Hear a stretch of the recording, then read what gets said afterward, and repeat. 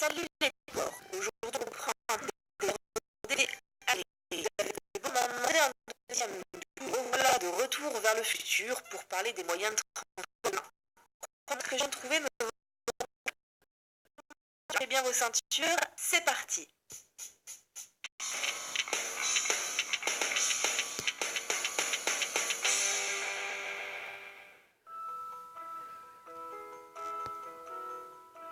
Prenez un dirigeable, un avion cargo et un hélicoptère. Mélangez le tout et vous obtiendrez l'aérocraft Dragon Dream, un engin révolutionnaire pour tout transporteur qui se respecte. Effectivement, l'aérocraft, qui ne devrait pas tarder à être mise en fonction, pourra embarquer jusqu'à 66 tonnes pour le moment, son évolution permettant d'aller jusqu'à 500 tonnes. Gonflé à l'hélium, l'aérocraft décolle et atterrit à la verticale et n'a besoin d'aucune infrastructure particulière pour se poser. Pour parer au problème de maniabilité du dirigeable, la société qui travaille sur l'engin, Aeros, travaille sur un système de compression et de rejet de l'hélium. Si l'aérocraft est conçu en priorité pour les missions militaires, on peut très bien imaginer qu'un tel engin, moins gourmand en énergie que les avions, s'avère utile pour transporter des médicaments ou de la nourriture dans des zones très difficiles d'accès ou anéanties par des catastrophes naturelles. Par ailleurs, peut-être qu'à l'avenir, ce paquebot désert pourrait se transformer en moyen de transport pour les civils.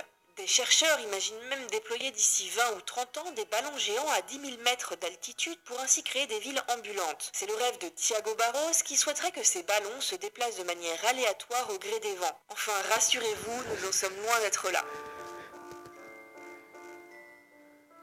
Contrairement aux autres moyens de transport évoqués dans cette vidéo, le prototype du train maglev est déjà en cours de fonctionnement. Il en existe d'ailleurs 3 lignes, une à Shanghai, une au Japon et une en Corée du Sud. Mais si je vous en parle, c'est que son potentiel d'évolution nous promet de belles choses à venir, notamment au niveau des records de vitesse. Maglev est la version contractée de Magnetic Levitation, autrement connue sous le nom de sustentation électromagnétique. Pour faire simple, c'est l'interaction entre des aimants qui va créer une force magnétique et permettre la lévitation. Du coup, le train va être repoussé vers le haut, ce qui va lui éviter de toucher les rails et donc d'être ralenti par les frottements. C'est pour cela qu'en théorie, le train pourrait atteindre jusqu'à 2900 km/h. On pourrait faire un Paris-Moscou en 1 heure, quoi. Bon, pour avancer à cette vitesse, et un peu comme l'hyperloop qu'on a vu dans l'épisode 1, il faudrait que le système soit dans un tube où la pression de l'air serait 10 fois inférieure à la pression atmosphérique. On n'en est effectivement pas encore là, même si le 21 avril dernier, le train de Maglev a battu un record de vitesse mondial en atteignant les 603 km/h.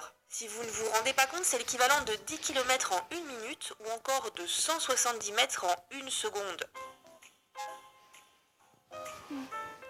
Les voitures sont bien évidemment en pleine évolution pour le bien de notre planète, mais aussi suite aux diverses technologies que l'on met en place petit à petit. Ainsi, vous savez déjà que Google a lancé sa Google Car, une voiture sans conducteur qui aux dernières nouvelles fonctionne plutôt bien. Mais à l'instar des plus beaux scénarios futuristes, c'est de la voiture volante dont j'aimerais vous parler, et notamment celle développée par la société Terrafugia, la TFX. Prévue pour 2023, la voiture volante s'inspire du principe de l'hélicoptère pour un envol tout en douceur. Couplée avec un système de pilotage automatique en vol, cette voiture serait très simple d'utilisation, ne nécessitant pas plus de 5 heures d'apprentissage au conducteur. En vol, la vitesse serait de 300 km/h pour une autonomie de plus de 800 km. Et vous pourrez la recharger à l'électricité dans votre garage ou simplement sur des bornes adaptées. Bien évidemment, il faut prendre en compte que cette innovation va demander une petite révolution, à la fois dans les aménagements d'espaces dédiés aux envols et aux atterrissages, mais surtout en couloirs aériens autorisés pour les voitures et en gestion du flux et du trafic sur ceux-ci. Et c'est ça qui risque de compliquer les choses, surtout lorsque l'on voit le temps qu'il faut aujourd'hui pour définir des plans de vol pour des drones dont les lois sont encore très floues. Mais franchement, ça promet d'être génial.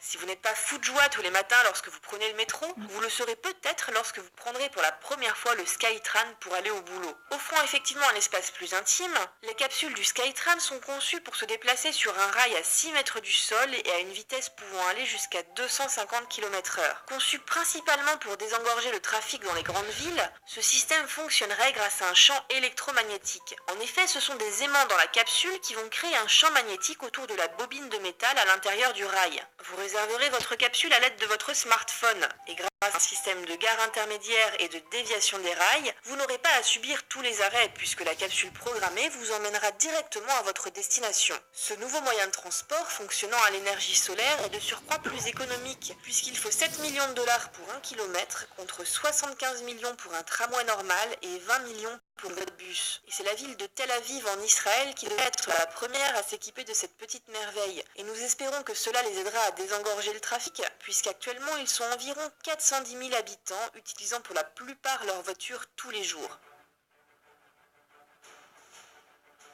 Vous souvenez-vous de cette incroyable course dans Star Wars où le jeune Anakin tente de semer son rival pour gagner sa liberté et l'hyperpropulseur dont il a besoin. Vous pensiez que c'était grandiose et que jamais de votre vivant vous ne pourriez voir une telle technologie? Eh bien, c'était sans compter sur l'entreprise Aeroflex qui a développé un overbike baptisé pour l'occasion AeroX. Un overbike, c'est une espèce de moto volante que l'on pourrait plus précisément appeler un aéroglisseur. L'engin peut effectivement monter jusqu'à environ 3 mètres au-dessus du sol et glisse grâce à des rotors. Si vous voulez précommander l'appareil qui devrait être commercialisé en 2017, cela vous coûtera la somme de 85 000 $. Et vous pourrez voyager jusqu'à 2 personnes dessus et sur n'importe quel terrain, oui, il n'y aura plus besoin de route. Pouvant aller jusqu'à 72 km/h, ce véhicule semble être un moyen très intéressant pour venir rapidement en aide lors d'accidents isolés et inaccessibles par les routes par exemple, ou alors pour favoriser l'arrosage des champs des agriculteurs. Bon, je vous connais, je suis certaine que vous pensez plutôt à une petite course dans le désert contre votre petit frère. Pour cela, sachez qu'il vous faudra environ 2 jours pour apprivoiser la bête et ne pas finir comme celui-là.